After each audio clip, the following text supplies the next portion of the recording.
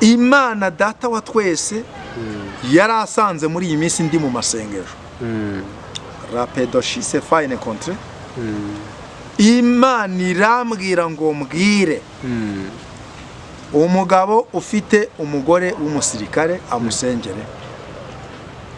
Imana irambwira ngo mbwire umugore ufite umugabo w'umupolisi amusengere. Imana irambwira ngo mbwire umubyeyi ufite umwana w'umusirikare amusengere. Irambwira ngo mbwire umubyeyi ufite umwana w'umupolisi amusengere. Mu yandi magambo Imana yarambwiye ngo abantu basengere abantu babo bari mu nzego z'umutekano zaba iza gisirikare n'iza polisi. Ikindi kandi ndabizi neza yuko ubutumwa iyo tubutambutsa n'aba basirikare cyangwa abapolisi hari abagirirwa amahirwe yo kubwumva abashoboye gusenga nabo bisengere kandi natwe lebevoshise fine contre ngo ibintu byose bifite igihe cyabyo.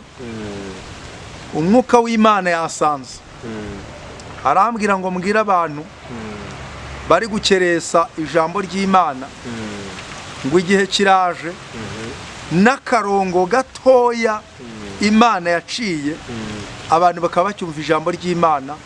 Aka karongo gatoya cyangwa se aka kayira gatoya nibura Imana icikemera ko Vedaste nza hano kuri kamera nkavuga ijambo ry'Imana. Umwuka ariko yambwiye ngo naka kayira gatoya Imana iguciriye waba wicaye mu rugo ugafungura telefoni yawe ukumva ijambo ry'Imana Vedaste yatambukije. Naka kayira nako kagiye gufungwa. Aka kayira nako kagiye gufungwa. Niyo mpamvu umwuka w'Imana yasanze arambwira ngo abantu nimwizigamire kandi musigame ibizabatunga mu gihe gikwiriye. Ubu ngubu birashoboka ko ushobora kuba wakwicara kuri kamera ugatambutsa ubutumwa umuntu wese ufite telefoni we mu rugo akaba yabasha kuba yabibona. Ariko uravuga ati mu gihe kigiye kuza imbere bigiye kuzavaho ibi ngibi n'uburyo twatangaga ijambo ry'Imana ntibyongere kuboneka. Ese mukozi w'Imana nta kintu byibuze Imana yaba yarabiguhishuriyeho cyatuma byibuza tutongera kuba twabona ijambo ry'Imana mu matelefone yacu cyangwa se dukamera nk'uko bisanzwe ku macano cyangwa se n'ahandi hose? Ndabizi buriya abantu mufite amacano buriya muravuze muti n'ubundi ubwo ngubwo wabona n'ubundi birangiye ahangaha nuko nguko ugasanga birangiye gutyo.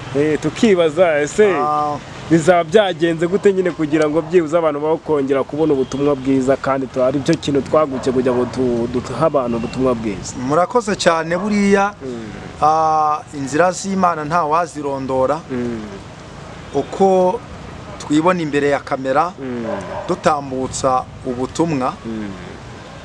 Ni ukuvuga ngo ni Imana yabigizemo uruhare kugira ngo bibeho. Yego. Ariko buriya hari ikare sinzi niba abantu babyumva ikari cyangwa se ikare uko wabivuga kose. Hari ikare rimwe umuntu ashyira mu rugi yaricomekamo rwa rugi n'ubundi rugahita rwibana. Wakingura uri inyuma hatabonye umuntu ugukingurira ryaka ugahera inyuma y'urugi. Imana yarambwiye ngo hari ikare igiye gushyiramo umuntu utarasenze Imana ngo abe yaravuganye n'Imana. Iryo kare nirimara kujyamo ni ukuvuga ngo n'ubundi utugezi twishi tuzakama.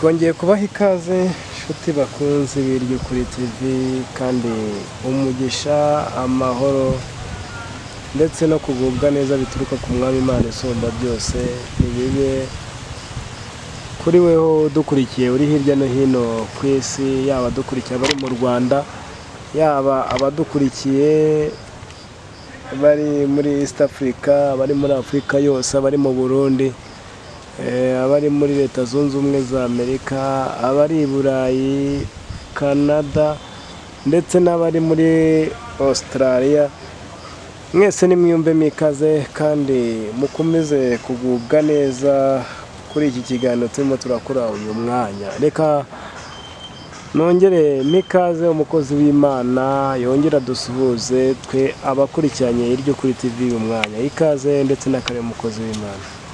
Yego, murakoze kuduha ikaze kuri Iryo Kuri TV.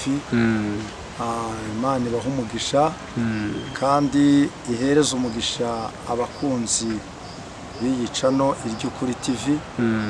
Ihereza umugisha nukuri abayisengera, ihereze umugisha abadusengera, ihereze umugisha umuntu wese utwifuriza ibyiza, nawe ibyiza bimugereho.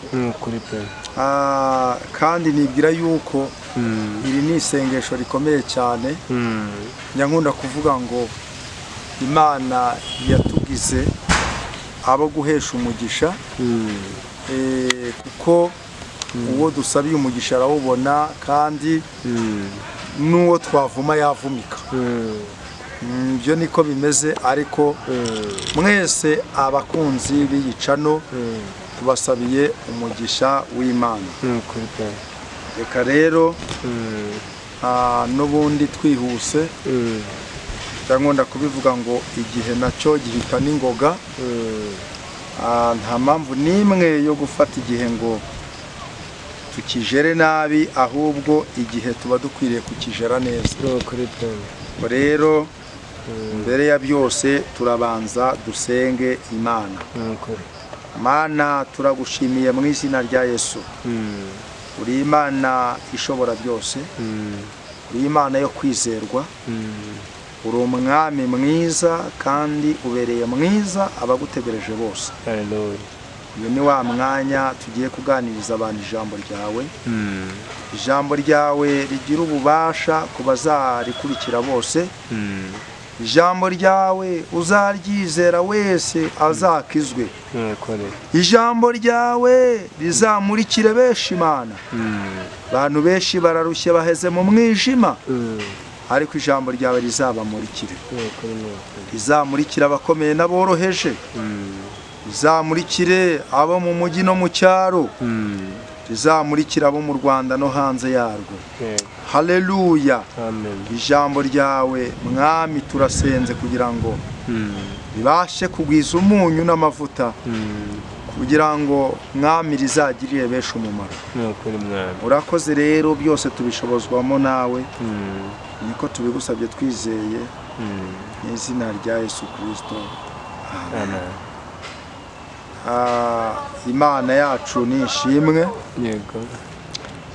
Uyu mwanya tugiye gusoma ijambo ry'Imana dusanga mu gitabo cya kabiri cy'Abami.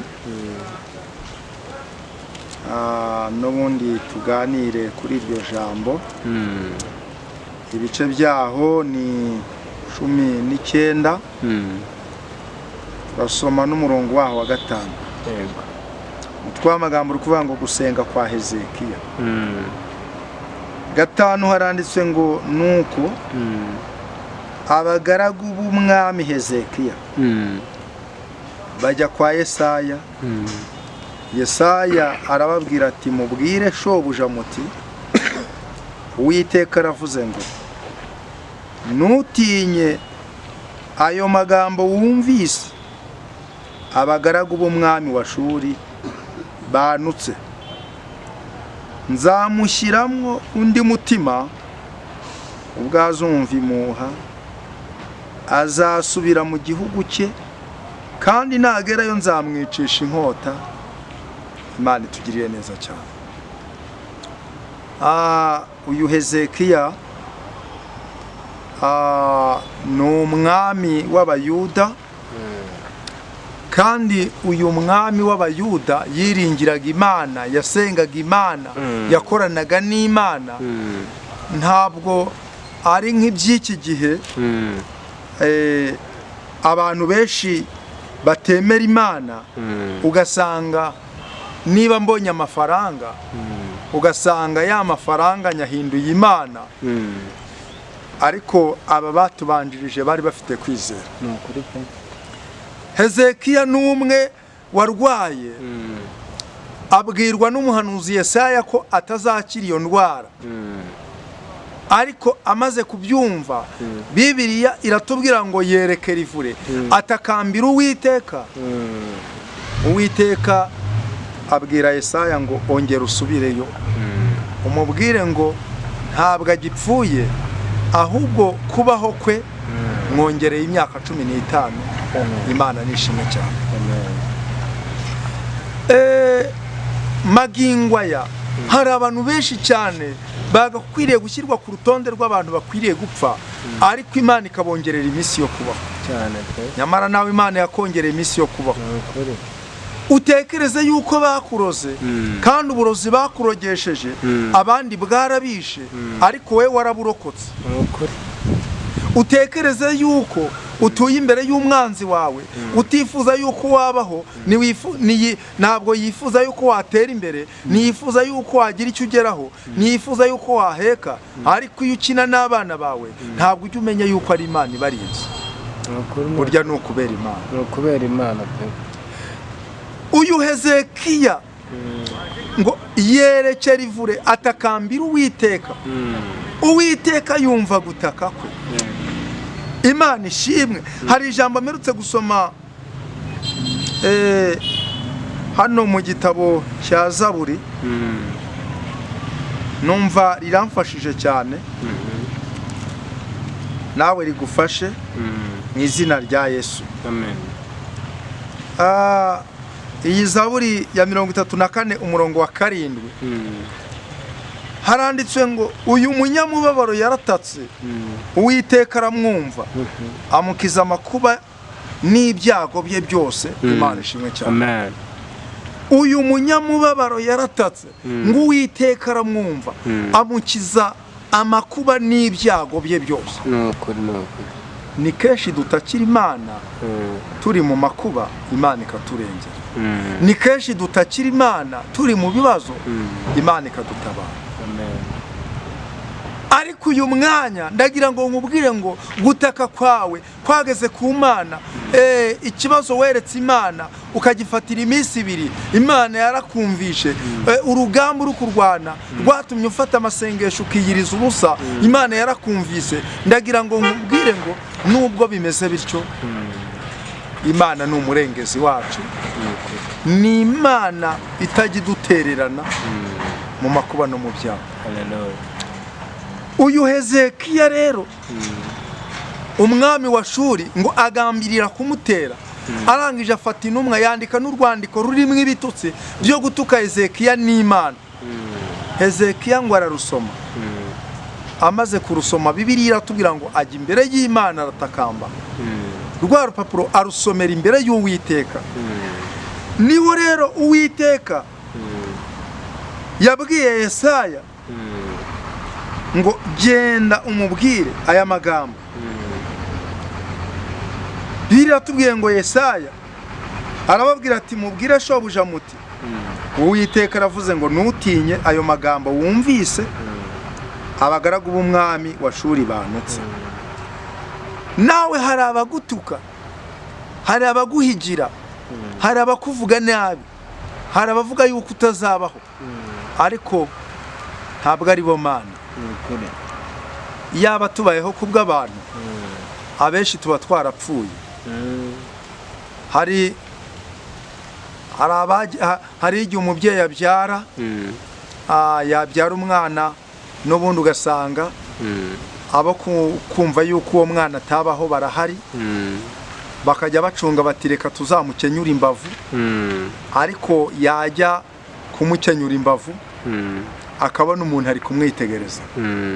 Imana igakiza rwa ruhinja rukazavamo umuntu mukuru cyane rwose. Hariho igihe abanzi bagenda ku bana bacu Imana ikadushyiramo ubwenge ikaduha ubwenge bwo kurinda abana bacu ikadushyiramo umwuka wo kurinda abana bacu niba umwana yari agiye kujya hariya kandi ari buhurireho n'ikibazo Imana ikagukoreramo umwana ukamuhata kuba hafi yawe wa mwana akaba ararokotse kuba turiho no kubera Imana Imana yagiye ikurokora si rimwe si kabiri impanuka zishe zahitanye abandi ariko wowe uracyariho n'iki watanze ntacyo watanze nshuti yanjye ahubwo ni imbabazi z'Uwiteka Imana kandi mureke mbabwire yemwe bene data Bibiliya iravuga ngo icyatumye nkusiga ikarete kwari kugira ngo utunganye ibyasigaye bidatunganye amina ni ukugira ngo wubahe Imana numara kuyubaha uyubahishe n'abandi ni ukugira ngo ukunde Imana uyikundire ibyo yagukoreye numara kuyikunda uyikundishe n'abandi kandi mureke mbabwire burya ibintu byose bigira igihe iyo bukeye mu gitondo turavuga ngo burakeye tukajya mu mirimo ariko iyo bwije ni ukuvuga ngo n'abari mu mirimo barataha bakajya kuruhuka bishatse kuvuga ngo ibintu byose bifite igihe cyabyo umwuka w'Imana yasanze arambwira ngo mbwire abantu bari gukeresa ijambo ry'Imana ngo igihe kiraje n'akarongo gatoya Imana yaciye abantu bakaba bacyumva ijambo ry'Imana aka karongo gatoya cyangwa se aka kayira gatoya nibura Imana icikemera ko Vedaste nza hano kuri kamera nkavuga ijambo ry'Imana umwuka kuba bitagishoboka kandi njya mbwira abantu nkababwira ngo mujye mwitondera ubuhanuzi kuko nta jambo Imana ivuga ngo rihere misi yashije nicaye kuri iyi kamera yanyu mbabwira yuko hari inzara ije yihuse kandi iyo nzara atari ibyo kurya ahubwo ari inzara y'ijambo ry'Imana ariko niba hari ikintu ubona abantu benshi bashonje ni ijambo ry'Imana bati twajyaga mu rusengero tukumva ijambo ry'Imana none urusengero rwacu bararufunze nuko twajyaga tujya mu cyumba tugasenga Imana none buno badusanze no mu cyumba turi gusenga ntabwo n'ubundi twajya urumva ni inzara y'ijambo ry'Imana noneho abandi bati urusengero rwacu ruteraniraho imidugudu 5 nubwo gusanga ari akavuyo niyo ugiyeyo n'ubundi ntacyo wumva bikarutwa no kwirirwa niyicariye mu rugo iyo si inzara y'ijambo ry'Imana ariko yambwiye ngo naka kayira gatoya Imana iguciriye waba wicaye mu rugo ugafungura telefoni yawe ukumva ijambo ry'Imana Vedaste yatambukije naka kayira nako kagiye gufungwa aka kayira nako kagiye gufungwa niyo mpamvu umwuka w'Imana yasanze arambwira ngo abantu ni mwizigamire kandi musigame ibizabatunga mu gihe gikwiriye ubu tuvugana twagiye tubabwira ngo ijambo ry'Imana ribaye ingumi abantu mukadupinga ariko ubu tuvugana ni ukuvuga ngo ntago byoroshye kugira ngo n'ubundi bwa bwisanzure wagiraga upfe kububona ni ukuvuga ngo njya shimira Imana kubera yuko burya Imana ni umukozi w'umuhanga nibura uko ibigenza magingaya covid yaraje sengero zirafungwa ubutayu burafungwa ariko Imana idushyiramo ubwenge bwo kujya duhuza imirongo ya telefoni tugasenga kandi Imana ikavugana natwe magingo aya ngaya hari abantu benshi bamaze kujya mu byaha aho insengero zafungiwe abenshi basubiye mu nzoga abenshi muri ADPR basubiye kudefiriza bashyiraho ibisuko rwose ntumbarire nuko nyine numbwire ibintu byaracitse ibintu byarakomeye ariko umuntu wibitse umuntu wazigamye ntashobora gutambikira ngo ajye kure y'umwami Imana kubera yuko ibihe byahindutse ikintu cya mbere cyerekana umuntu w'Imana ni umuntu udahindurwa n'ibihe ntabwo bikwiriye kugira ngo ibihe biduhindure ahubwo twebwe dukwiriye guhindura ibihe niyo mpamvu Yesu yageze ku giti cy'umutini ngo agishakaho imbuto arazibura kandi ngo cyari igihe kitari cyo kwera k'umutini wakwibaza uti none ko cyari igihe kitari cyo kwera kw'imitini none Yesu kiriya giti ntago yakirenganyije. Ubu ni ukuvuga ngo bishatse kuvuga iki? Bishatse kwerekana yuko umukristo ntabwo igihe kimuhindura, ahubwo umuntu ahindura igihe. Amen. Ni ukuvuga ngo niba igihe kije kivuga ngo n'ubundi ntabwo bikwiriye yuko mujya guterana, isengero zirafunze, nawe ukwiriye kwishakamo imbaraga ukavuga uko biri kose ndicara mu rugo rwanjye, n'ubundi nubwo narimenyereye gusengana n'abandi, ariko nanjye n'umuryango turaterana, n'ubundi dufate ibitabo by'indirimbo, n'ubundi turirimbe, dufate Bibiliya, dusome ijambo ry'Imana, kandi Imana iyo ubikoze gutyo iragufasha. Bibiliya iravuga ngo ufite iki ngo mereho. Yego. Ni ukuvuga ngo rero abantu mwishakemo imbaraga. Satani afite umugambi wo kugira ngo afate ubwoko bw'Imana, n'ubundi abwigabize, ko biravuga ngo azahindura n'intore niba bishoboka. Ariko wowe urahirwa ucyumva ijambo ry'Imana. Ni ukuri Imana iguha imbaraga. Wibagiwe icyo Imana yavuganye nawe, wibagiwe ko Imana yaguhaye isezerano ryiza, none no gusenga ntukibishobora. Ubu ngubu ngiye mu mwuka, njya mbona abantu benshi bashakaga kwegura umutwe bakijya mu nsengero, ariko none buno uyu mwanya bararyama ntibasenga, barabyuka ntibasenga. Kandi Bibiliya itubwira yuko umuntu wese udasenga aba ameze nk'upfuye ahagaze. Muririmbyi w'149 arabivuga neza, aravuga ngo abantu banga Imana ntibayisenga bazapfa be kwibuka.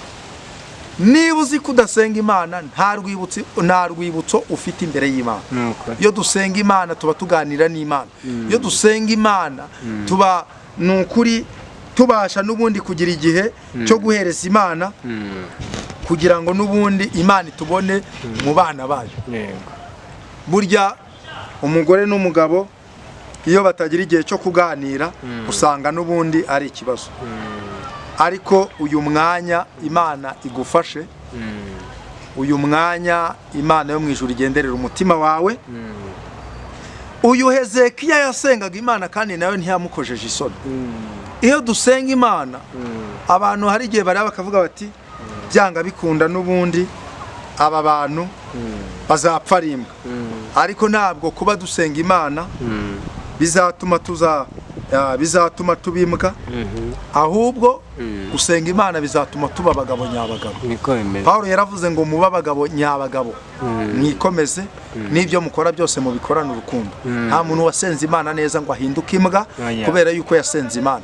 Nta muntu nabonye wasenze Imana we atabivangavanze, atagiye mu bwesikoro no guteka umutwe ngo ahinduke ingegera. Ahubwo nabonye umuntu wari ingegera yinjiye muri uyu mushinga wo gusenga Imana no kubaha Imana. Imana imuhindurira amateka, aba umugabo nyamugabo, aba umugore nyamugore, aba umukobwa nyamukobwa, mbese aba umusore nyamusore. Haleluya. Nimureke dusenga Imana. Imana yo mu ijuru izatugeza ahandi hantu twebwe tudatekereza. Nubwo muri iyi minsi hari abantu bamaze kwinjira ahandi hantu Imana ibashaka nibabona, ariko turashimira Imana. Turacyari aho Imana itubona, turacyari aho Imana ivugana natwe, turacyari aho twumva ijwi ry'Imana, turacyari aho Imana iduha ubutumwa, turacyari aho Imana ivuga ngo nimuvuge murangurure. Imana ishimwe, Imana ishimwe. Ariko urababaje kandi uteye agahinda. Kera wajya gusenga ukumva ijwi ry'Imana, none buno ni ukuvuga ngo ntucyumva ijwi ry'Imana. Kera wajya gusenga Imana ukarota inzozi, none buno niyo urose urazibagirwa. Kera wajya gusenga Imana ikakugenderera mu iyereko, none buno kwerekwa ntuzi nuko bisa. Imana ikugenderere inshuti yawe, ibyakujyanye kure y'Imana bikagutandukanya n'Imana, uyu mwanya ubikureho, wongera ugaruke hafi y'Imana. Kandi abantu muri kwitwaza ngo isengero barazifunze, mukinjira mu bupagani bw'indengakamere, mukajya mu businzi n'ubusambanyi n'ubujura. Imana iraje. Buriya mureke mbabwize ukuri, Imana, nasomye ijambo ry'Imana avuga ngo uwiteka agerageza abakiranutse. Niba uwiteka Imana kugerageje ngo reka ndebe nibura urugero aba bantu bagezeho, n'uyu mwanya urongeye amahoro waboneye mu kabari cyagiye wari ukarimo nayahe? N'uyu mwanya urongeye amahoro waboneye mu busambanyi nayahe? None urongeye. Imana iraje, Imana iraje, kandi nagira ngo nkubwire ngo ubwije ntabwo uzabasha kwihanganira uburakari bw'Imana, ni ukuri nta hantu uzabuhungira. Ariko arahirwa abantu bafashe bagakomeza, ni ukuri abo ngabo ni abanyamahirwe, kuko Uwiteka Imana abafiteho umugambi mwiza. Hezekiya Imana iramubwira ngo ntutinye, ntuterwe ubwoba n'amagambo y'abagaragu b'umwami wa Shuri banutse. Ntutinye amagambo yabo, ntutinye, ntuterwe ubwoba n'ibyo bari kuvuga. Inzira izamuzana niyo izamusubizayo, kandi namara guhunga, namara gusubirayo, nzamwicisha inkota. Uzasome neza iki gitabo, uzasanga urugamba Hezekiya si we warurwanya, urugamba Abayuda si bo barurwanya, ahubwo nasomye ijambo ry'Imana nsanga ngo ingabo z'umwami wa Shuri zaje kwataka n'ubundi Hezekiya, noneho ngo marayika aramanuka arabatsemba, abahindura imirambo. Niko bimeze. Igitabo cya kabiri cy'Abami ibice 19 umurongo wa 35, ngo bahinduka imirambo, ngo bazindutse mu gitondo, ngo basanga ingabo zahindutse imirambo gusa. Ngo umwami wa Shuri abibonye arahunga, amaze guhunga ngo nuko abana yibyariye bamwicisha inkota, nk'uko Imana yari yarabivuze. Nukuri ndagira ngo nkubwire ngo niwubaha Imana izakurwanirira. Imana yakubwiye ko izaguha visa, ariko iyo visa kuyitegereza birakunaniye, utangiye kubivangavanga. Imana yakubwiye yuko izaguha urugo rwiza, ariko none utangiye kuvuga ngo uko biri kose ngiye nishaka nzabyara umwana, n'ubundi nishaka n'ubundi nzahera iwacu. Ariko ubwo ngubwo ugiye gukata amasezerano yawe. Kandi mureke mbabwire, hari abantu bazahanirwa ibyaha n'ubundi bakoze. Buriya mureke mbabwire, twebwe abantu bamenye Imana ntabwo urubanza abapagani bazacirwa ariko tuzacirwa, kuko twebwe hari uburyo Imana izaducira urubanza. Twebwe abantu bamenye Imana dufite imanza tuzacirwa. Ikindi njya nkunda kubivuga ngo namwe bantu mufite amacano mubimenye, niba Imana yaraguhaye cano izakubaza n'umusaruro nibura iyo cano yawe yatanze. Ariyo mpamvu njya ndeba nkumva ngize n'agahinda birambabaje, nkabona umuntu Imana yamuciriye akayiri kamuha cano, akavuga ati uko biri kose reka ngewe ngende. Jo bundi hari ahantu nageze usanga umugabo bita Korode ari gutambutsa ikiganiro, ari gusenya umugabo witwa Yongwe, Pastor Korode, avuga yuko n'ubundi atari umukozi w'Imana. Mageze sanga hari kamera zirenga 20, njye ubwanjye nabaze 14, amatelefoni nayo yari ameze gutya, amatelefoni yo ndayihorera. Ariko nganira n'umuntu, numva umuntu arambwiye ngo biriya bintu Korode nyine ngo yabikoze nk'ibintu yateguye byo gusenya n'ubundi Yongwe.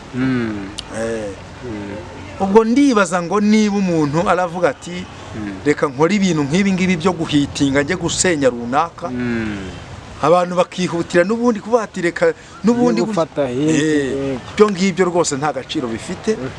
Njya nkunda kubivuga ngo nubwo abantu mubikurikira cyane, ibintu by'Imana niyo babona bigenda gake gake gake gake gake gake.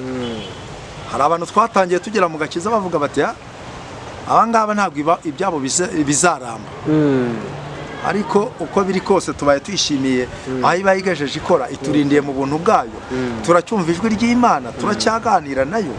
Ibyo byose Imana ibihererwa icyubahiro. Turabwira abantu ngo nibegere Imana bakizwe, turabwira abantu ngo nibareke ibyaha, turabwira abantu ngo nibareka kwiyoberanya. Imana ifite agahinda k'abantu biyoberanya mu murimo wayo. Turabwira abantu ngo nibareka kwishushanya. Umuririmbyi wa 414 yararirimbye, araririmba ngo kandi abishushanyije ntibazajya mu ijuru, ngo keretse abakijijwe buhagijwe amaraso. Niba uzi ko wishushanya mu bintu by'Imana ntabwo uzajya mu ijuru. Yewe yagusezeranya n'amazu meza ukayabona, ariko ntibivuze yuko kuba wicaye mu nzu z'amasezerano ntibivuze yuko ijuru warigezemo. Ahubwo ukwiriye kuvuga ngo Mana, kubera ko washoje isezerano rya mbere, ndashaka kugira ngo uzame n'ubugingo buhoraho.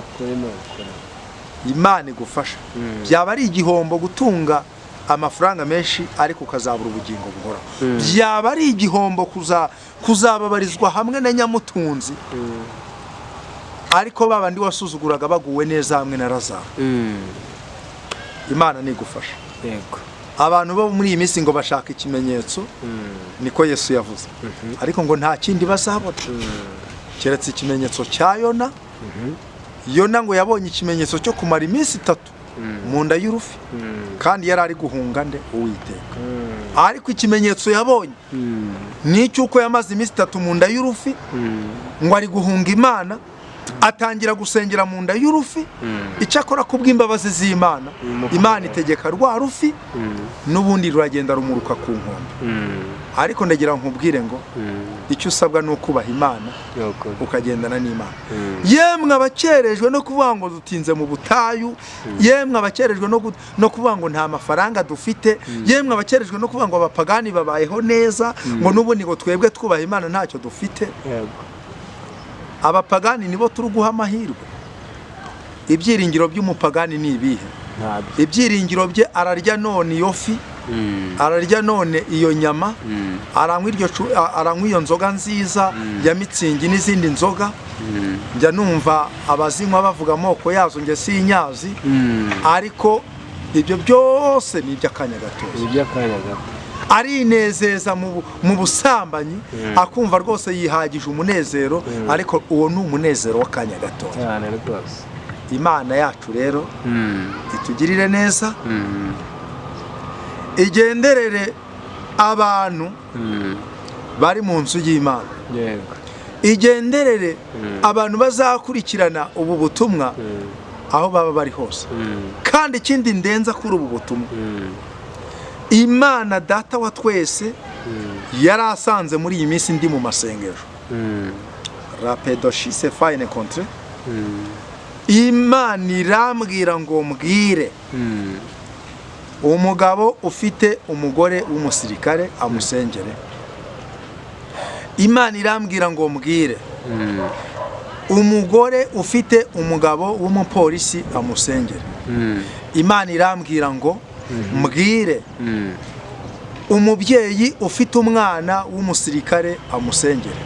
Irambwira ngo mbwire umubyeyi ufite umwana w'umupolisi amusengere. Mu yandi magambo, Imana yarambwiye ngo abantu basengere abantu babo bari mu nzego z'umutekano, zaba iza gisirikare n'iza polisi.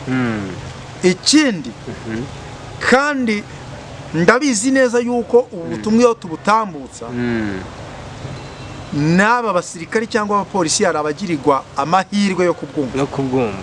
Abashoboye gusenga nabo bisengere, kandi natwe lebevoshise fine contre ntabwo dushobora kutabasengera na rimwe. Ubu ngubu gahunda afite, Imana yimpaye ubutumwa, iyo maze kubutambutsa nsenga sengera icyo cyiciri cy'abo bantu Imana yambwiye.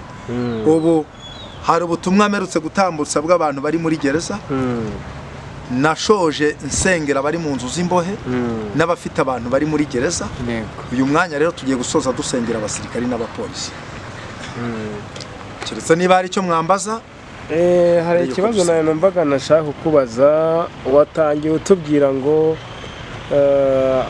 ubu ngubu birashoboka ko ushobora kuba wakwicara kuri kamera ugatambutsa ubutumwa umuntu wese ufite telefone iwe mu rugo akaba yabasha kuba yabibona. Ariko uravuga ati mu gihe kigiye kuza imbere bigiye kuzavaho ibi ngibi n'uburyo twatangaga ijambo ry'Imana ntibyongere kuboneka. Ese mukozi w'Imana, nta kintu byibuze Imana yaba yarabiguhishuriyeho cyatuma byibuza tutongera kuba twabona ijambo ry'Imana mu matelefone yacu cyangwa se dukamera nk'uko bisanzwe ku macano cyangwa se n'ahandi hose? Ndabizi buriya abantu mufite amacano buriya muravuze muti n'ubundi ubwo ngubwo wabona n'ubundi birangiye ahangaha nuko nguko ugasanga birangiye gutyo. Tukibaza ese bizaba byagenze gute nyine kugira ngo byibuze abantu bakongera kubona ubutumwa bwiza, kandi ari byo kintu twaguke kugira ngo duhe abantu ubutumwa bwiza. Murakoze cyane. Buriya inzira z'Imana nta wazirondora. Uko twibona imbere ya kamera dutambutsa ubutumwa, ni ukuvuga ngo ni Imana yabigizemo uruhare kugira ngo bibeho. Yego.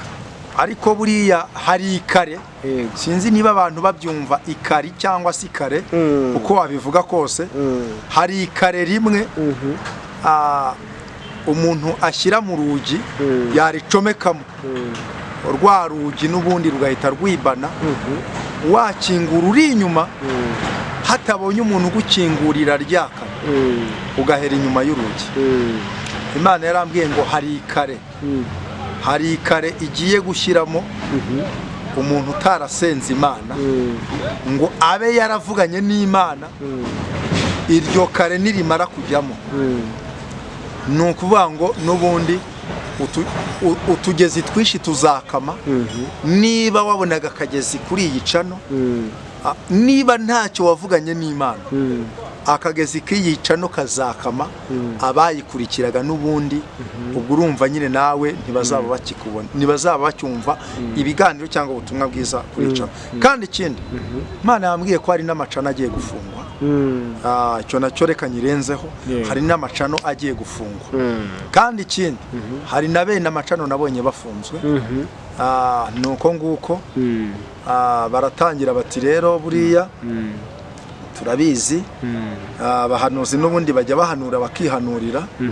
Ati buriya wajya kubona ukabona turabizi Vedaste yavuga ibintu bikomeye cyane, buriya wasanga n'ubundi yihanuriye.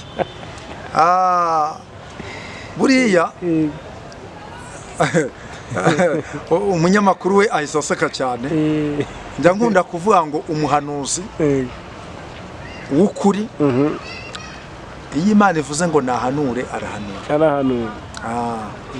Kandi buriya ikintu cya mbere mbere ndavuze ngo niba hari icyo wavuganye n'Imana humura. Buriya mu bintu byose nemera ntacyo umuntu yaba Imana atari yimutanze, habe na gato. Twagiye tubona abantu, umuntu umwerutse kumbwira nari ndi mu karere ka Rutsiro mu ntara y'Iburengerazuba, ni umurobyi. Arambwira ati njyewe umuyaga waraje turi kuroba nijoro, noneho ubwato twari turimo urabukubita buragenda bukubita ku ibuye burameneka. Noneho muri kwa kumeneka ntumbaze ukuntu nagiye, nuko Imana ishyira ahantu mbese hari nk'urutare rwazamutse hejuru mu kiyaga. Noneho ngo arujyaho, noneho ngo neza ari akantu gatoya ngo afasheho, ari kuvuga ati nta kundi uko biri bugende kose aha hantu n'ubundi ndanahapfira. Ariko Imana imutabara habura gatoya. Undi muntu arambwira nawe ngo yarazitse azikamo hasi neza. Abantu hari ukuntu abantu bajyaga gusenga nyine, arambwira ngo twagiye gusengera ku kivo, mba ndanyereye ngwa mu kivo ndazika hasi, abandi batari no kundeba. Ati rwose amazi ndayanywa neza neza, abantu barumirwa babura icyo bakora. Ati ariko nagiye kubona mbona Imana ikoze igitangaza. Ati uko navuyeyo ntubimbaze, ati nuko Imana yarizi yuko nzayikorera. Bivuze ngo rero la pedokere shise fine, sinzi ngewe njya nizera Imana ku gipimo cyo hejuru. njya nizera Imana ku gipimo cyo hejuru. Niba nta cyaha njyewe mfite mba numva umutima wanjye ntacyo unshinze. Kandi burya ikintu gishinze abantu kikanabatera ubwoba ni ibyaha.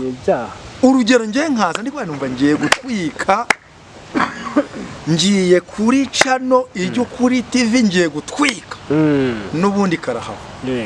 Aho ngaho rwose ujye wumva ko nta n'icyakurengera, habe na gitoya rwose. Ariko mu gihe Imana yambwiye ngo vuga ibi, ubwo Imana ibizi nuko ibigomba kubikora, ariko ikanandengera kuko niyo yanumye. Kandi ikindi ndacyakunze kuyikorera. Kandi njye hari ikintu nabwiye Imana, ndayibwira ngo Mana, ndabizi ko hari n'abantu nakurikiranye ubutumwa bw'uriya Yongo, ari kuvuga ukuntu abantu bihaniye muri gereza, ngo bihana ari benshi akigeramo, ngo yanavuyeho barababara cyane bati wa mukozi w'Imana aragiye avuye muri gereza, n'ukuntu rwose yadusengeraga n'ubutumwa bwiza yatubwiraga. Nuko ngo umuntu umwe aravuga ati yaba nibura wari umazemo nk'umwaka, ati rwose nibura, ati none ko kuragiye. Ariko hari icyo nabwiye Imana, nayibwira ni Imana, zavuga ubutumwa hose ariko uzandinde kuvugira ubutumwa muri gereza. Rero nta sezerano byo kujya muri gereza ujya kuvugira y'ubutumwa. Iryo sezerano rwose wapi. Abantu nk'abayongwe barahari bazajya bajyayo, bazajyayo.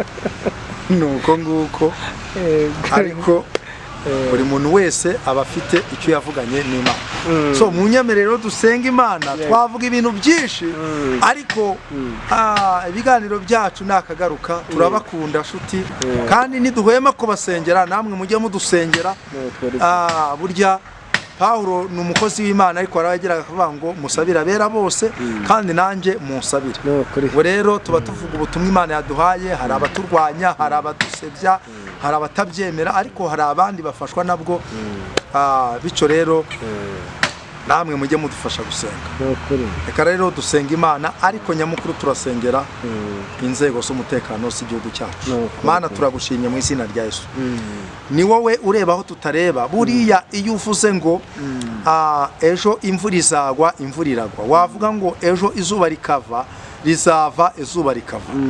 Uri Imana iturebera aho tutareba. Ndagushimye kubw'ubutumwa bwiza wamaye kugeza kuri Ukuri TV. Mwami, ubutumwa ndabutambukije. Ubu butumwa rero bumaze gutambuka, Mana, sengeye izi nzego z'umutekano w'igihugu cyacu. Turabizi yuko igihugu kidafite abasirikare, kidafite abapolisi barinda umutekano, Mana, ibintu byinshi byakwangirika. Niyo mpamvu Mwami Imana, nanjye ndabasengeye muri uyu mwanya mu izina rya Yesu. Ari abarinze umutekano mu majyepfo, abarinze umutekano wo mu burasirazuba, majyaruguru n'iburengerazuba, no mu mujyi wa Kigali, aho hose uhagere. Kandi hari imigambi Satani aba afite ku bantu kugira ngo umutekano upfe, ariko mu izina rya Yesu, reka isengesho Mwami Imana Nyiringabo ritambuke, rikubita imigambi y'abadayimoni, rinyeganyeza imbaraga z'umwijima mu izina rya Yesu. Igihugu cyacu kibe umutekano, tube mu mahoro masa mu izina rya Yesu. Mana, ndakwinginze kugira ngo urengere ubwoko bwawe. Erega Nyiringabo Imana, urabizi data wa twese, ni wowe wemeye yuko Mwami Imana Nyiringabo babaho. Ngaho rero nyemerera Mwami Imana ubarindira umutekano, kuko icyo namenye neza, nta muntu uriho kubwe, twese turindwa nawe mu izina rya Yesu. Barindira umutekano wabo, kandi Mwami Imana urinde umutekano w'igihugu cyacu. Twese Abanyarwanda uturindira umutekano, kandi uduha amahoro mu izina rya Yesu Kristo. Haze kwifuza kwacu, kandi buri muntu wese Mwami Imana umugiriye neza, umwiyereke. Byose mbigusabye nizeye mu izina rya Yesu. Amen.